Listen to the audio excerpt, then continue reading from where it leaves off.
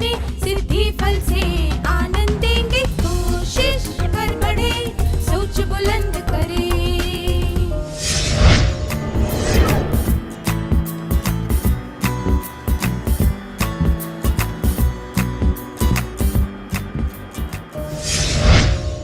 नमस्ते छात्रों, आप सबको देखकर खुशी हुई। आइए हम आज के सत्र की शुरुआत एक खेल के साथ करते हैं। बहुत सारे लोग मिलकर यह खेल खेल सकते हैं, पर अभी हमारे पास समय की कमी है, इसीलिए केवल 15 छात्र ये खेल खेलेंगे। बाकी छात्रों को ध्यान से देखना है, ठीक है? चलिए हम इस खेल का नाम रखते हैं कहानी बनाओ। आप सबको मिलकर एक कहानी बनानी है। क्या हम एक बड़ा सा गोला बनाकर खड़े हो जाए? अब मैं किसी छात्र की तरफ एक गेंद फेंकूंगा। जिस छात्र के हाथ में वह गेंद होगी, उस छात्र को कहानी शुरू करने के लिए एक वाक्य बोलना है। उसके बाद वह गेंद किसी दूसरे छात्र की तरफ फेंकनी है। फिर वह छात्र कहानी को आगे बढ़ाने के लिए अगला वाक्य बोलेगा। वाक्य बोलने के बाद वह छात्र भी किसी और छात्र की तरफ गेंद फेंक देगा। गेंद को किसी भी दिशा में फेंका जा सकता है। आपके बगल में खड़े छात्र को गेंद देना जरूरी नहीं है, पर हमें कुछ नियमों का पालन करना होगा। सभी छात्रों को एक मौका मिलना चाहिए और कहानी अर्थपूर्ण व रोचक होनी चाहिए। क्या आप नियम समझ गए? क्या हम शुरू करें?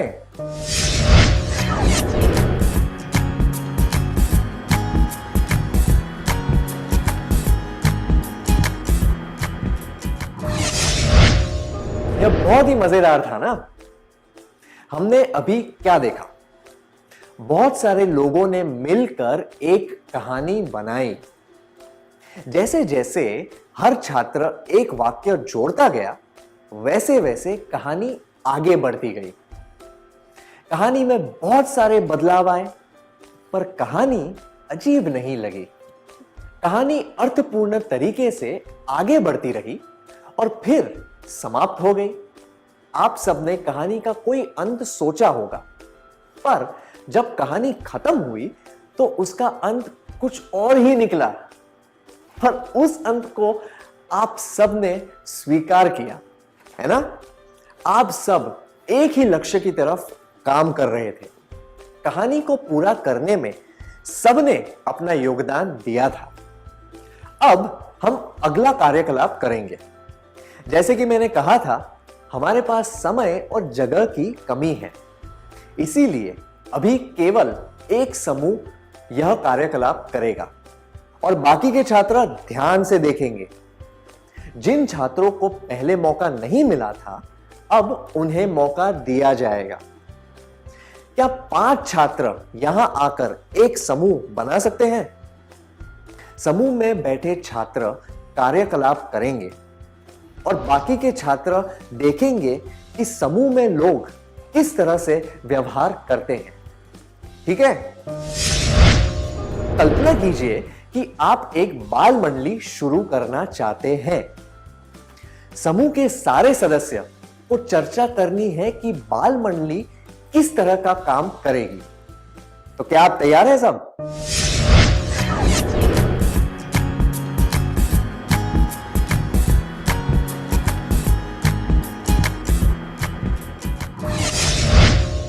धन्यवाद। यह देखकर अच्छा लगा कि आप सबके पास बाल मंडली के बारे में बहुत सारे विचार थे। तो अब आपके लिए एक प्रश्न है। आपने दोनों समूहों की गतिविधियों में क्या अंतर देखा? कहानी बनाने वाले समूह और अभी की गई सामूहिक चर्चा में क्या फर्क था?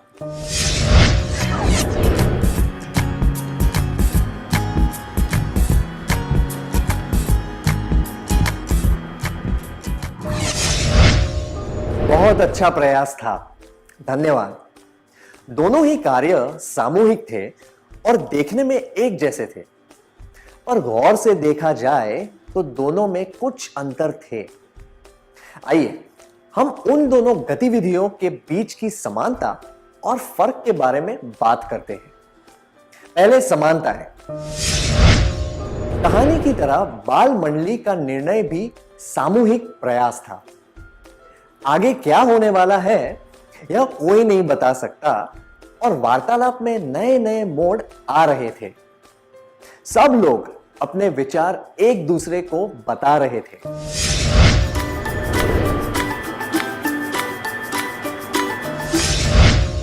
अब अंतर देखते हैं। कहानी के खेल में सबको अपनी बात बताने का एक ही मौका मिला, पर चर्चा में ऐसी कोई पाबंदी नहीं थी। चर्चा में कभी-कभी किसी सदस्य ने बिल्कुल भी बात नहीं की थी। जिन बातों पर चर्चा करनी थी, उसके अलावा भी समूह में बहुत सी बातें हो रही थी, जैसे कि लोगों के बीच मतभेद, एक दूसरे के विचारों से सहमत या असहमत होना इत्यादि। चर्चा के दौरान कुछ छात्रों ने अहम भूमिका निभाई। तो सामूहिक चर्चा क्या होती है? आइए उसकी एक परिभाषा बनाते हैं। सामूहिक चर्चा का मतलब है समूह में बैठकर किसी निश्चित विषय पर चर्चा करना, ताकि विचारों के आदान प्रदान से सब लोग कुछ सीख सकें। अब एक और कार्यकलाप करेंगे। अभी हमने देखा कि सामूहिक चर्चा में किस तरह का व्यवहार करना चाहिए। क्या अब हम एक सामूहिक चर्चा करें? इस टीवी पर आने वाले विज्ञापनों के नकारात्मक और सकारात्मक पहलुओं के बारे में चर्चा करेंगे। जिन छात्रों को पहले मौका नहीं मिला था, अब उन्हें मौका दिया जाएगा। इस चर्चा में 5 छात्र भाग लेंगे, ठीक है?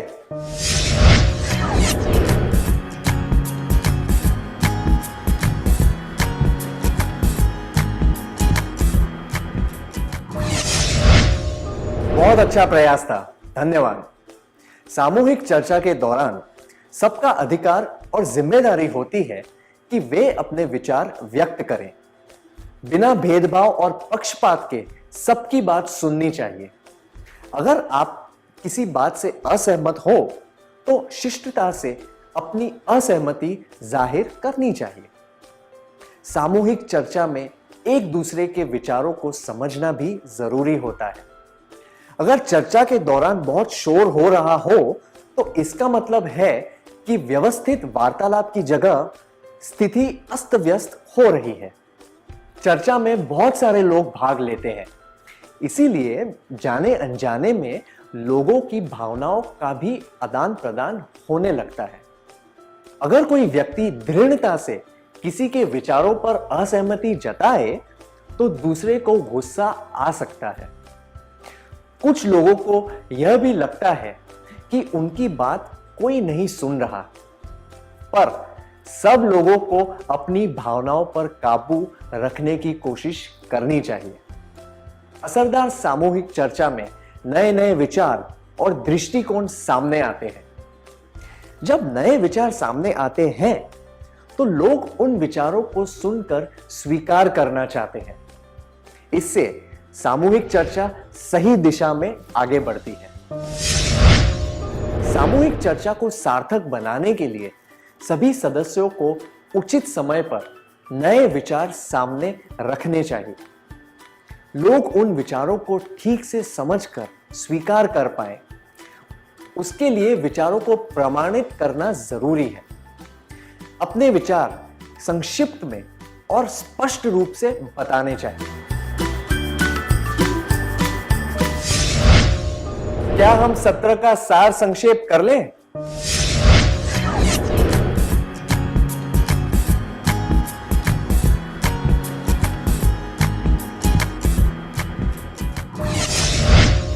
सामूहिक चर्चा का मतलब है समूह में बैठकर किसी निश्चित विषय पर चर्चा करना, ताकि विचारों के आदान प्रदान से सब लोग कुछ सीख सकें। सामूहिक चर्चा के दौरान सभी लोगों को चर्चा में भाग लेना चाहिए। संक्षिप्त में स्पष्ट रूप से बात करनी चाहिए। बिना पक्षपात के ध्यान देकर चर्चा सुननी चाहिए। विषय से भटकना नहीं चाहिए। एक समय पर एक ही व्यक्ति को बात करनी चाहिए। किसी बात पर असहमत होते वक्त या विवाद करते वक्त प्रमाण देने चाहिए। अपने विचार उचित समय पर बताने चाहिए। नए नए विचारों को बढ़ावा देना चाहिए। इतनी अच्छी तरह सार संक्षेप करने के लिए धन्यवाद।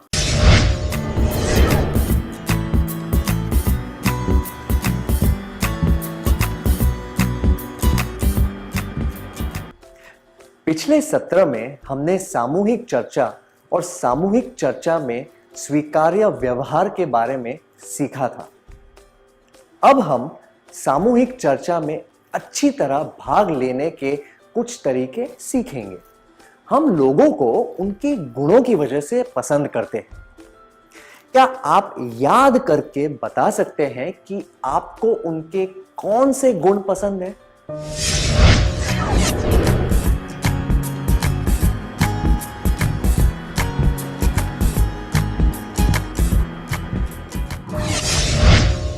अपने विचार बताने के लिए धन्यवाद। आप इन लोगों को अपना आदर्श मान सकते हैं। आप उनके जैसे तौर तरीके अपनाकर खुद में भी वे सारे गुण ला सकते हैं। शिक्षा विशेषज्ञों का कहना है कि लोग सबसे पहले दूसरों की नकल करके कुछ नया सीखते हैं, पर नकल करने के लिए उस व्यक्ति को ध्यान से देखना जरूरी होता है। ध्यान से देखने का मतलब है उनके तौर तरीकों, व्यवहार, गुणों इत्यादि को गौर से देखना। सामूहिक चर्चा में भाग लेने के लिए यह तरीका बहुत काम आता है।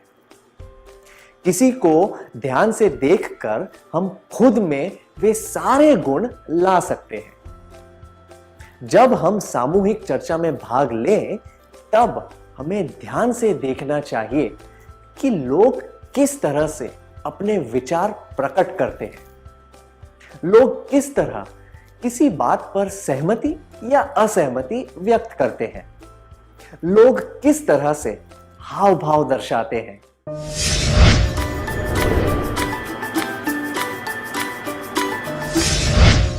सामूहिक चर्चा के कौशल को निखारने के लिए हमें हर बात को गौर से देखना चाहिए। सामूहिक चर्चा को सुधारने के लिए लोगों को ध्यान से देखना चाहिए। दूसरे को ध्यान से देखकर हम बहुत कुछ सीख सकते हैं। हम यह जान पाते हैं कि लोग अपने विचार कैसे व्यक्त करते हैं। लोग सहमति और असहमति कैसे व्यक्त करते हैं। चर्चा के दौरान वे किस तरह एक सकारात्मक भूमिका निभाते हैं। वे सबके सामने यह किस तरह बताते हैं कि कोई बात सही या गलत इत्यादि। इन सब बातों पर ध्यान देने से हम यह सीख सकते हैं कि सामूहिक चर्चा में किस तरह बात करनी चाहिए। बात करने के तरीके के अलावा हमें दूसरी चीजों के बारे में भी पता चलता है, जैसे कि उचित हाव भाव दर्शाना और अपने भावनाओं पर काबू रखना।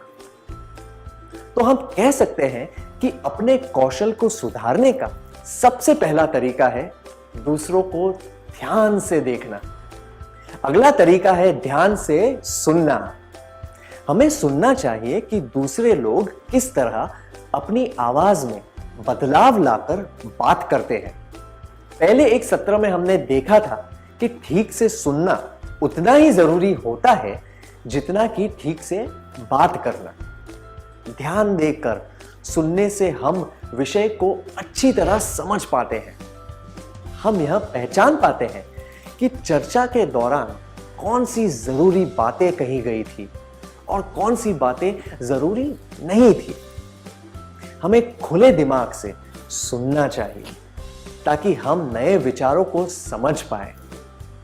ऐसे करने से हम बहुत कुछ सीख पाए।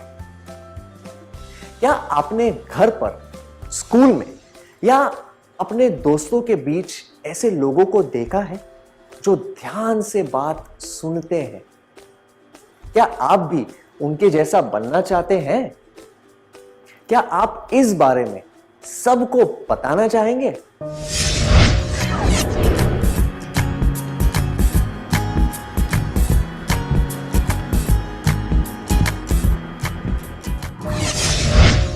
धन्यवाद। हम अपनी मातृभाषा और दूसरी भाषाएं सुनकर ही सीखते हैं। इसलिए यह कहा जाता है कि बोलने से पहले सुनना जरूरी है। ध्यान देकर सुनने से हम विषय को ठीक से समझ पाते हैं। यह जान पाते हैं कि चर्चा के दौरान कौन सी बातें जरूरी थी और कौन सी नहीं। खुले दिमाग से सबकी बातें सुन पाते हैं, नए विचार जान पाते हैं और बहुत कुछ सीख पाते हैं।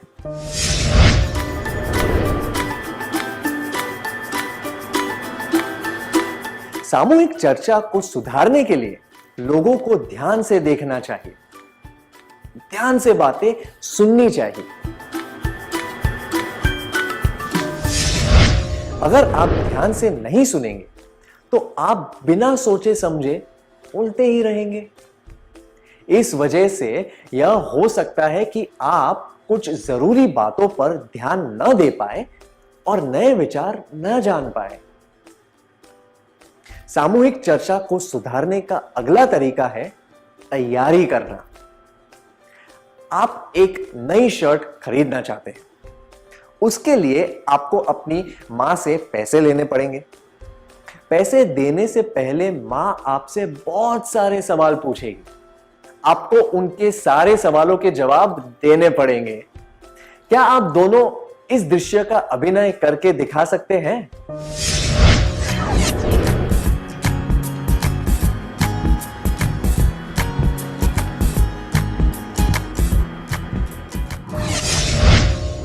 बहुत बहुत बढ़िया था, धन्यवाद। मां से पैसे लेने के लिए आपने क्या किया? आप मां के सवालों का जवाब देने के लिए तैयार थे। चाहे कोई काम कितना भी सरल क्यों ना हो, पर उसकी तैयारी करने से काम अर्थपूर्ण और सफल हो जाता है। सामूहिक चर्चा भी तभी अच्छी हो सकती है जब सारे सदस्यों ने पूरी तैयारी की हो। तैयारी के बिना तो चर्चा आम वार्तालाप की तरह हो जाएगी। तैयारी करने का समय इस बात पर निर्भर करता है कि चर्चा कितनी औपचारिक या अनौपचारिक है। अगर आप कुछ मिनटों के लिए यह सोच लें कि आप क्या बोलने वाले हैं और किस तरह बोलने वाले हैं, तो आप चर्चा में सार्थक रूप से योगदान दे पाएंगे। सामूहिक चर्चा के कौशल को सुधारने के लिए तैयारी बहुत ही जरूरी होती है। सामूहिक चर्चा को सुधारने के लिए लोगों को ध्यान से देखना चाहिए, ध्यान से बातें सुननी चाहिए, तैयारी करनी चाहिए। बिना तैयारी के की गई चर्चा अर्थहीन और उद्देश्यहीन बातचीत की तरह बनकर रह जाएगी। सामूहिक चर्चा को सुधारने का अगला तरीका है अभ्यास। क्या आप याद करके बता सकते हैं कि आपने लिखना और चित्र बनाना कैसे सीखा था? क्या आप इसके बारे में सबको बताना चाहेंगे?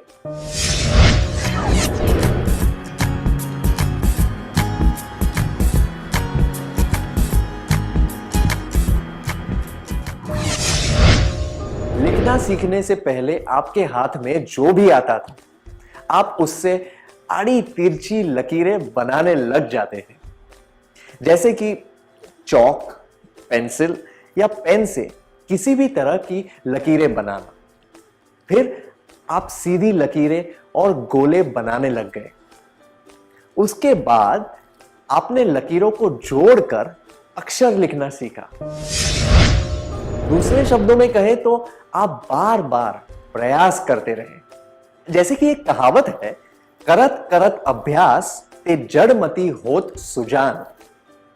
इस तरह सामूहिक चर्चा का कौशल भी अभ्यास करने से सुधरता है।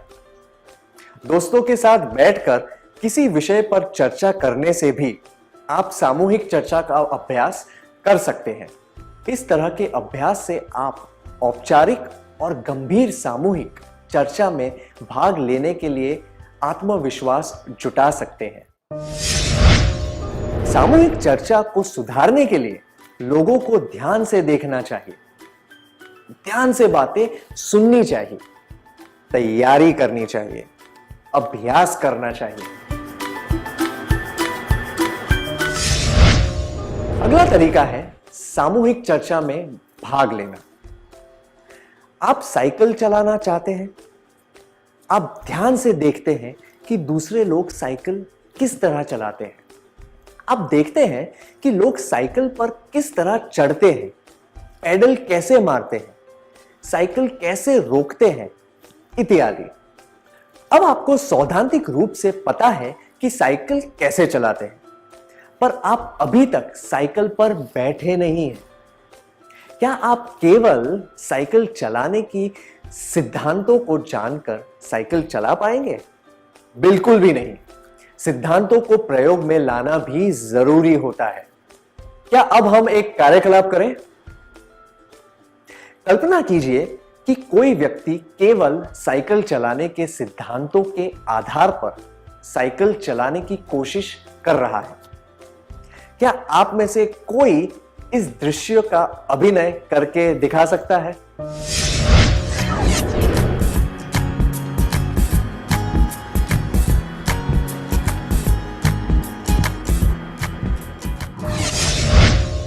अच्छा अभिनय किया आपने, धन्यवाद।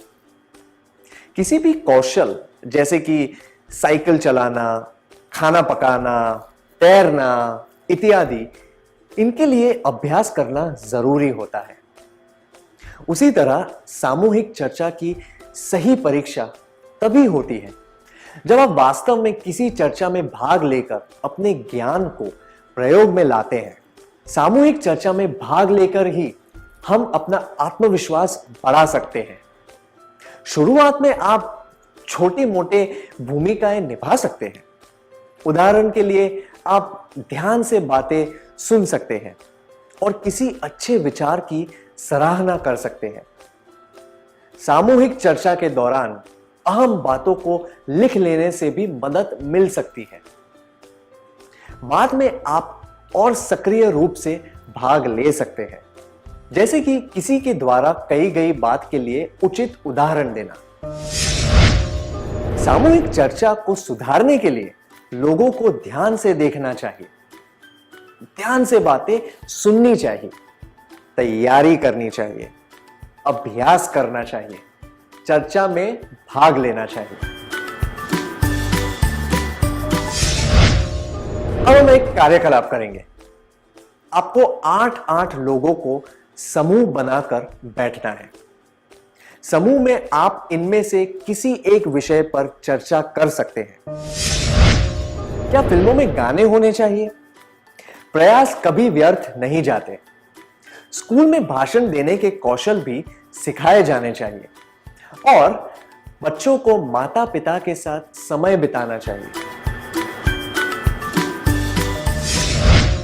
प्रत्येक समूह में से एक छात्र को चर्चा में बताए गए विचार और सुझाव लिखने हैं और चर्चा के बाद कक्षा के सामने आकर बताने हैं। क्या आप सब तैयार हैं?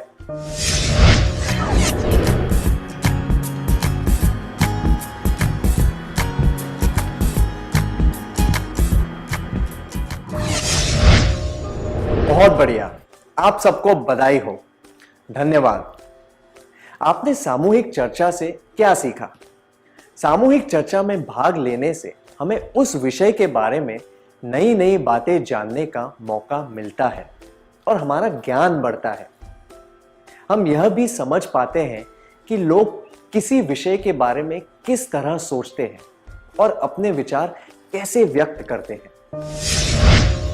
सामूहिक चर्चा के फायदे: ज्ञान बढ़ता है, लोगों के दृष्टिकोण को समझने का मौका मिलता है। हमें लोगों के विचारों को सुनने का मौका मिलता है। चर्चा के दौरान बहुत ही अर्थपूर्ण बातें होती हैं, इसीलिए हम तर्कसंगत तरीके से सोचना सीखते हैं। सामूहिक चर्चा के फायदे: ज्ञान बढ़ता है, लोगों के दृष्टिकोण को समझने का मौका मिलता है, हम तर्कसंगत तरीके से सोचना सीखते हैं। सामूहिक चर्चा में भाषा से संबंधित कौशल को भी बढ़ावा मिलता है। चर्चा के दौरान हम सीखते हैं कि अपने विचारों को किस तरह व्यक्त करना चाहिए। जब हम दूसरों को बात करते हुए सुनते हैं तो हम में भी वो आत्मविश्वास पैदा होता है। हमें भी अपने विचार बताने का हौसला मिलता है। हम लोगों को ध्यान से देखना सीखते हैं। भाषा से संबंधित कौशल भी सुधारते हैं। सामूहिक चर्चा के फायदे: ज्ञान बढ़ता है, लोगों के दृष्टिकोण को समझने का मौका मिलता है, हम तर्कसंगत तरीके से सोचना सीखते हैं। आत्मविश्वास बढ़ता है, हम लोगों को ध्यान से देखना सीखते हैं। भाषा से संबंधित कौशल भी सुधरते हैं। सामूहिक चर्चा के द्वारा हम दूसरों के विचार जान पाते हैं। हमें यह भी पता चलता है कि लोग अपने विचार कैसे व्यक्त करते हैं। इस अनुभव से लोगों के प्रति और दुनिया के प्रति हमारा दृष्टिकोण बदलता है। जब हम किसी के साथ असहमत होते हैं तो समस्याओं को हल करने के कौशल में सुधार आता है। बहुत से विचार सुनते वक्त जब हम किसी विचार से सहमत होते हैं तो हम अपने निर्णय लेने के कौशल को भी सुधार पाते हैं। तो हम कह सकते हैं कि सामूहिक चर्चा के फायदे: ज्ञान बढ़ता है, लोगों के दृष्टिकोण को समझने का मौका मिलता है, हम तर्कसंगत तरीके से सोचना सीखते हैं। आत्मविश्वास बढ़ता है, हम लोगों को ध्यान से देखना सीखते हैं। भाषा से संबंधित कौशल भी सुधरते हैं। समस्याओं को हल करने के कौशल में सुधार आता है। निर्णय लेने के कौशल में सुधार आता है। हमारा दृष्टिकोण बदलता है।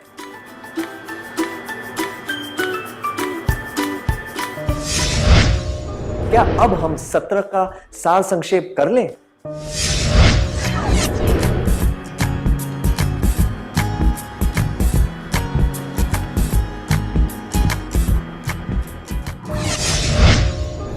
सामूहिक चर्चा को सुधारने के लिए लोगों को ध्यान से देखना चाहिए, ध्यान से बातें सुननी चाहिए, तैयारी करनी चाहिए, अभ्यास करना चाहिए, चर्चा में भाग लेना चाहिए।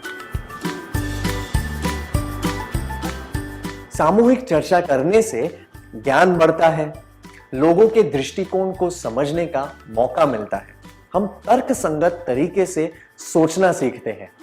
आत्मविश्वास बढ़ता है, हम लोगों को ध्यान से देखना सीखते हैं। भाषा से संबंधित कौशल भी सुधरते हैं। समस्याओं को हल करने के कौशल में सुधार आता है। निर्णय लेने के कौशल में सुधार आता है। हमारा दृष्टिकोण बदलता है।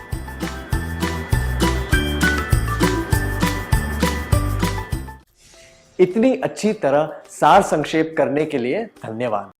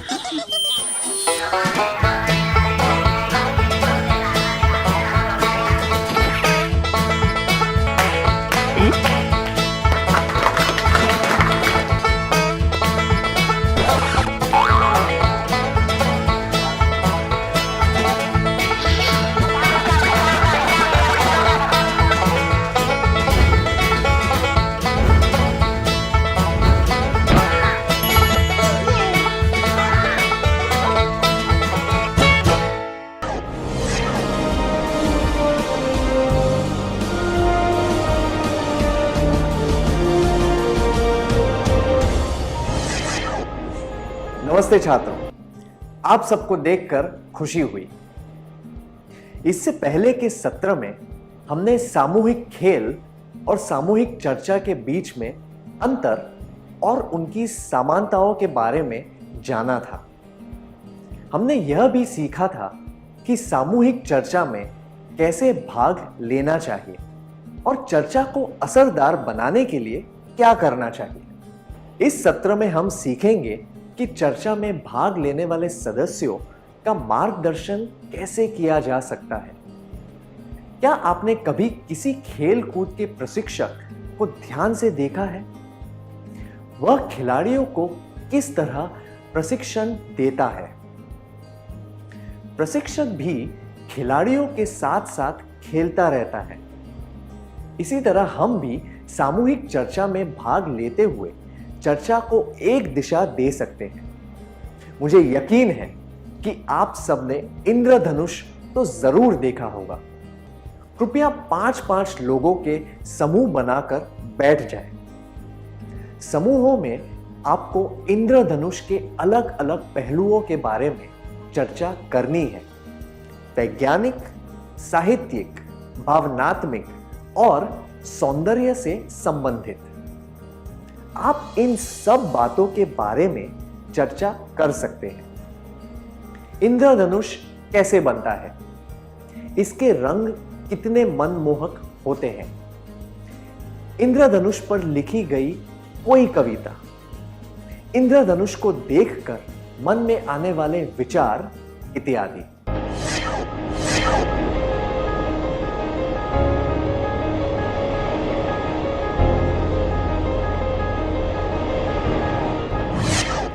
सर आइजैक न्यूटन ने यह साबित किया था कि इंद्रधनुष कैसे बनता है। जब सूर्य की रोशनी वायुमंडल में पाई जाने वाली पानी की बूंदों से होकर गुजरती है तो उसके रंग बिखरकर इंद्रधनुष के रूप में नजर आते हैं। जब हम आंखों से सफेद रोशनी को देखते हैं तो उसमें कोई भी रंग नजर नहीं आता, पर जब रोशनी पानी को बूंदों या प्रिज्म से होकर गुजरती है तो उसके रंग बिखरकर 7 रंग के पट्टों की तरह दिखते हैं। उसी तरह हम सब में बहुत से गुण होते हैं। हमारे सारे गुण हमेशा दिखाई नहीं देते, पर जब हम दूसरों के साथ काम करते हैं तो हमारे गुण उभर कर आते हैं। उदाहरण के लिए, जब हम सामूहिक चर्चा में भाग लेते हैं तो हमारे ये सब गुण नजर आते हैं। प्रोत्साहन देने का कौशल, समझौते करवाने का कौशल, नेतृत्व करने का कौशल, स्पष्टीकरण और सारांश करने का कौशल, पहल करने के कौशल, मूल्यांकन करने के कौशल, सारी बातें दर्ज करने या ठीक से लिखने के कौशल। जिस तरह पानी की बूंद से रोशनी में छिपे हुए रंग सामने आ जाते हैं, वैसे ही सामूहिक चर्चा में भाग लेने से हमारे कौशल सबके सामने नजर आने लगते हैं। दूसरे शब्दों में कहें तो इन सब कौशलों का उपयोग करने से सामूहिक चर्चा और असरदार बन सकती है। क्या हम देखें कि सामूहिक चर्चा में भाग लेते हुए हम चर्चा को सही दिशा कैसे दे सकते हैं? आइए हम सुधा और उसके 4 दोस्तों की चर्चा सुनते हैं। सुधा और उसके दोस्त अपने मोहल्ले में बाल दिवस मनाना चाहते हैं। वे चर्चा कर रहे हैं कि इसके लिए कौन कौन से काम करने हैं। क्या हम देखें कि वे क्या बातें कर रहे हैं? सीमा, क्या हम लतिका, या फिर कुछ खेल? मधु, गायन प्रतियोगिता कैसी रहेगी? अरुणा, बच्चों के लिए एक पुस्तकालय शुरू करने के बारे में क्या ख्याल है? हम उसके लिए चंदा इकट्ठा कर सकते हैं। सुधा, वाह, ये सुझाव बहुत अच्छा है। हमें यही करना चाहिए। वाह, यह सुझाव बहुत अच्छा है। ऐसा कहकर सुधा ने अरुणा का और उसके सुझाव का प्रोत्साहन किया। उसी तरह उसने दूसरों को भी प्रोत्साहित किया। इस तरह किसी की सराहना करके और उनके विचारों का समर्थन करके उन्हें प्रोत्साहित किया जा सकता है। प्रोत्साहन करने वाले लोग सक्रिय होते हैं और वे लोगों का समर्थन करते हैं। नए विचार सामने लाकर और लोगों का हौसला बढ़ाकर वे चर्चा को रुचिकर बनाए रखते हैं। वे विचारों को समझने में और समस्याओं को हल करने में मदद कर सकते हैं। तनाव और बहस को दूर करने के लिए वे सही तरीके से मजाक भी करना जानते हैं। सामूहिक चर्चा में हमें दूसरों को प्रोत्साहित करना चाहिए ताकि वे भी चर्चा में भाग लें। अब एक कार्यकलाप करेंगे। आपको कैसा लगा जब चर्चा के दौरान किसी ने आपकी बात ध्यान से सुनी और आपकी सराहना भी की? क्या आप इस बारे में सबको बताना चाहेंगे? उदाहरण के लिए, जब आपके दोस्त या माता-पिता किसी समस्या का हल ढूंढ रहे थे, तब क्या आपके सुझाव से उन्हें कोई निर्णय लेने में मदद मिली? जब उन्होंने आपकी सराहना की, तब आपको कैसा लगा?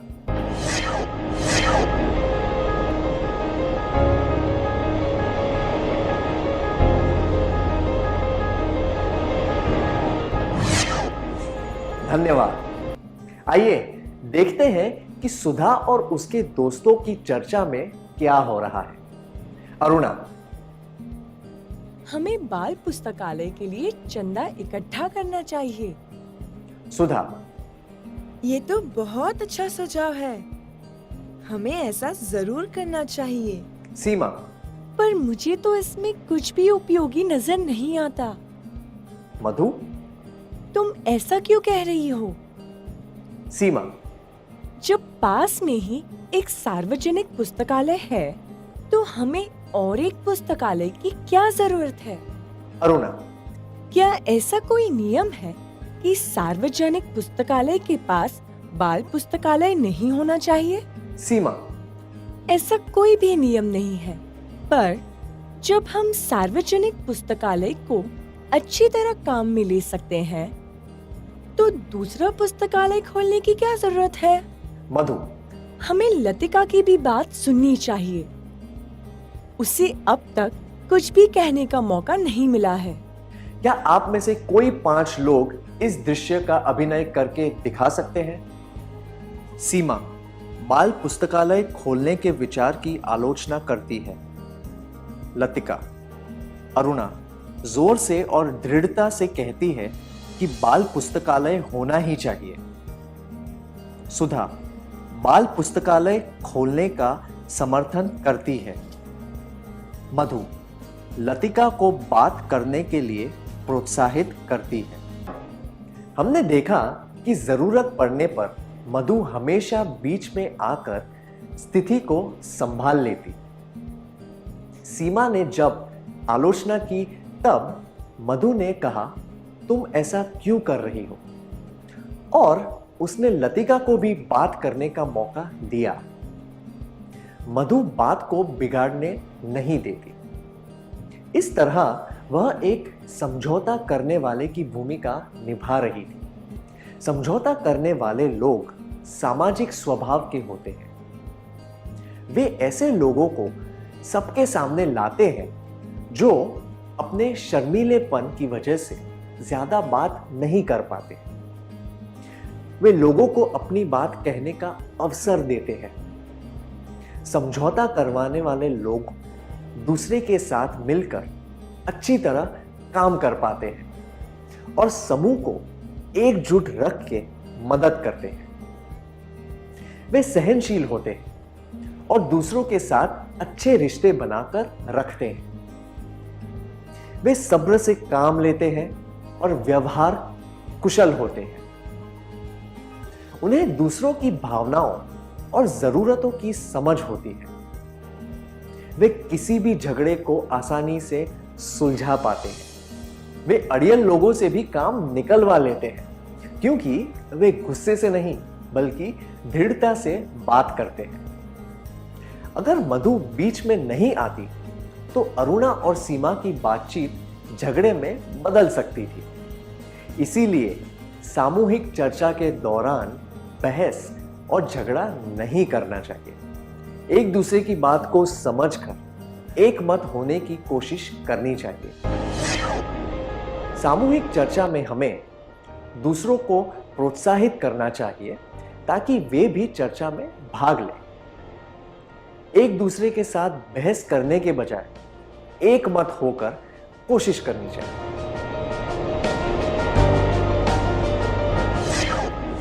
अब आपके लिए एक और कार्यकलाप है।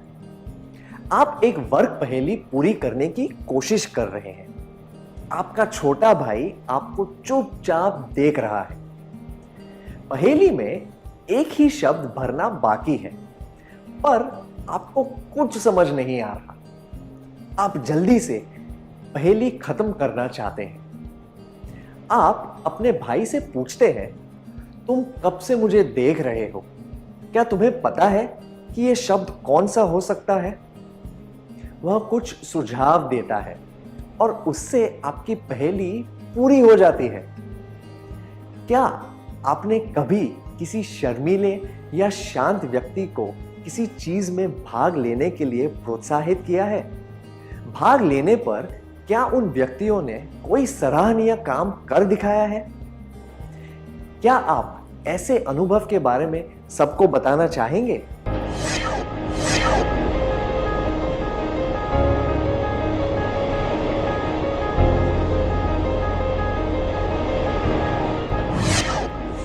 धन्यवाद। अब हम अगले कार्यकलाप के बारे में बात करते हैं। एक कार का पहिया मिट्टी में फंस गया है। कपिल ने देखा कि ड्राइवर को कार आगे ले जाने में मुश्किल हो रही थी। उसने पास खड़े लोगों को ड्राइवर की मदद करने के लिए बुलाया। सब मिलकर कार को पीछे से धक्का मारने लगे।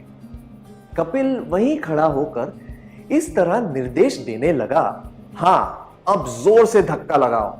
अरे जोर से, जरा रोको। वह ड्राइवर से भी कह रहा था, गियर बदलो, हाँ, अब गाड़ी को आगे बढ़ाने की कोशिश करो, इत्यादि। क्या आप चारों इस दृश्य का अभिनय करके दिखा सकते हैं?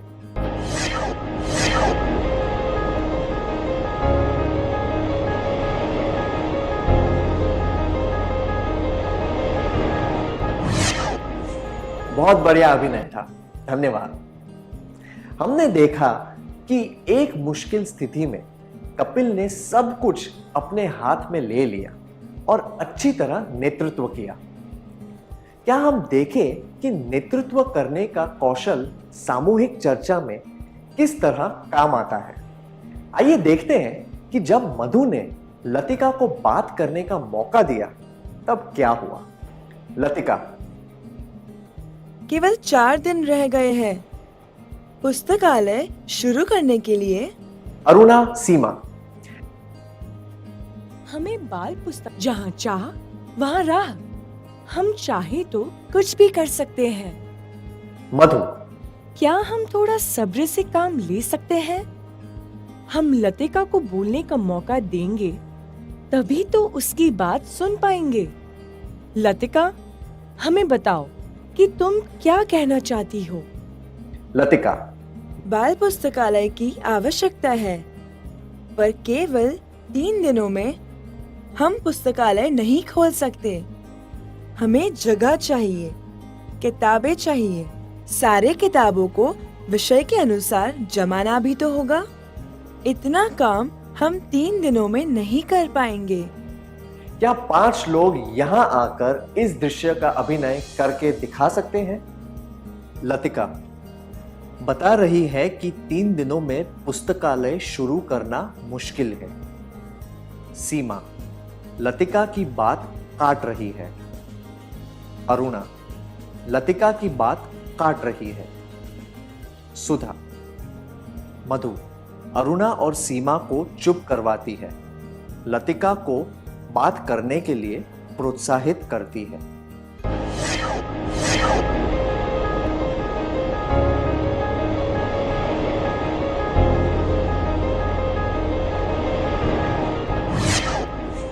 जब अरुणा और सीमा ने लतिका की बात काट दी, तब मधु ने नेता की भूमिका निभाई।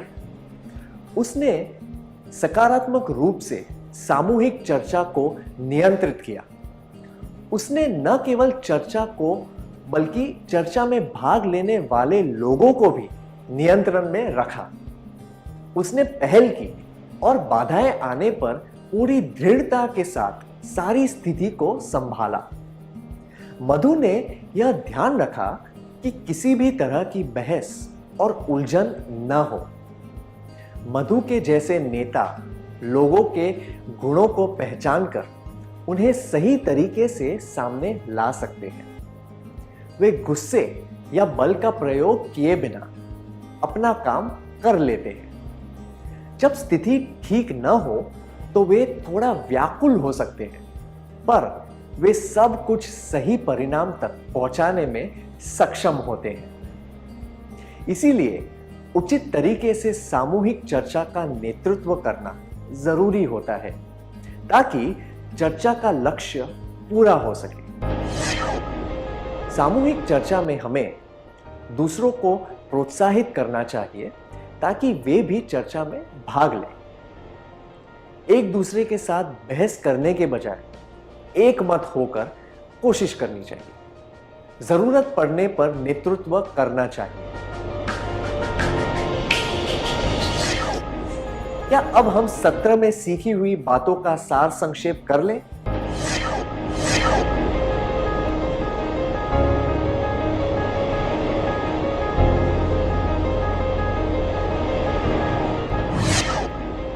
सामूहिक चर्चा में हमें दूसरों को प्रोत्साहित करना चाहिए ताकि वे भी चर्चा में भाग लें। एक दूसरे के साथ बहस करने के बजाय एक मत होकर कोशिश करनी चाहिए। जरूरत पड़ने पर नेतृत्व करना चाहिए। बहुत अच्छी तरह सार संक्षेप किया आपने, धन्यवाद।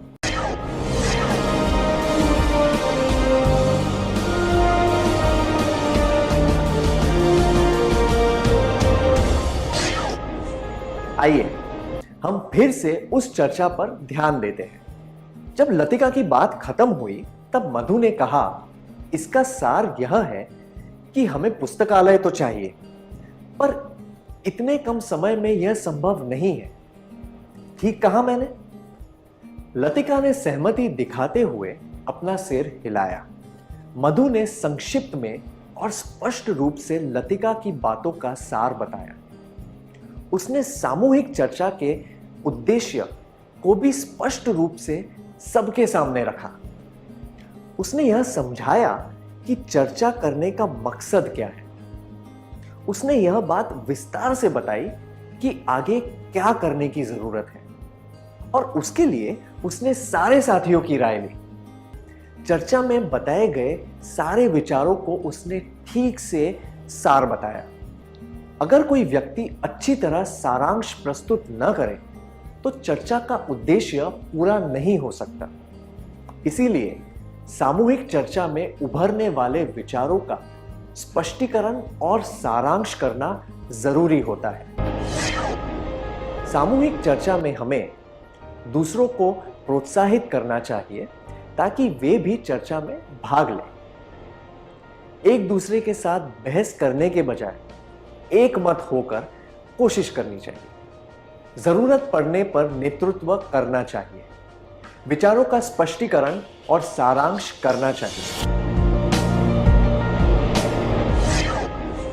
सरकार लाई है विद्यार्थियों के लिए डिजिटल लाइब्रेरी। बच्चों के उज्जवल भविष्य के लिए बिहार सरकार है सदा अग्रसर और तैयार। कक्षा 1 से कक्षा 12 तक के सभी पाठ्य पुस्तक पूरक सामग्री एवं वीडियो अब शिक्षा विभाग बिहार सरकार द्वारा विकसित पोर्टल पर है उपलब्ध। अध्ययन सामग्री देखने के लिए BEPCLOTS.bihar.gov.in पर विजिट करें अथवा एंड्रॉइड मोबाइल पर गूगल प्ले स्टोर से ई-लॉट्स ऐप डाउनलोड करें। शिक्षकों, अभिभावकों एवं बच्चों से अनुरोध है कि इस ई लाइब्रेरी का अधिक से अधिक लाभ उठाएं और अपनी पढ़ाई जारी रखें।